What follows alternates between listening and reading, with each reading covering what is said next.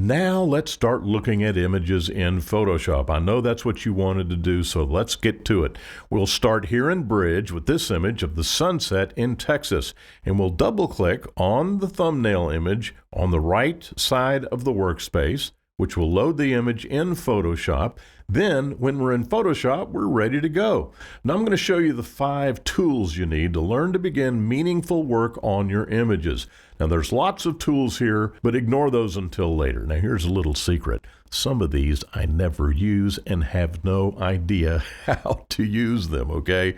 That just goes to show you how comprehensive this program is. Some of this stuff you just don't need. So, okay, here we go with the 5 basic tools to get you working on your images. Number 1 is the Move tool. Number 2 is the Crop tool, which is obviously the tool you use to crop your images. Number 3 is the Spot Healing brush, which could also be named the Spot Removal tool.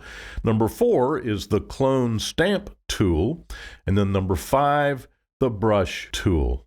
Now, you might want to take a screenshot of this list here or write them down, because these are the only 5 tools that you need to really become proficient with in order to start doing meaningful work on your images, okay? So in the following movies, we're going to go through each one of these individual tools and tell you how to use them. Now, we're not going to go through everything, but I am going to show you how to get started with the Move tool and how to navigate the options bar in order for you to begin experimentation and learning on your own, okay? So sit tight, and next we'll go over the Move tool.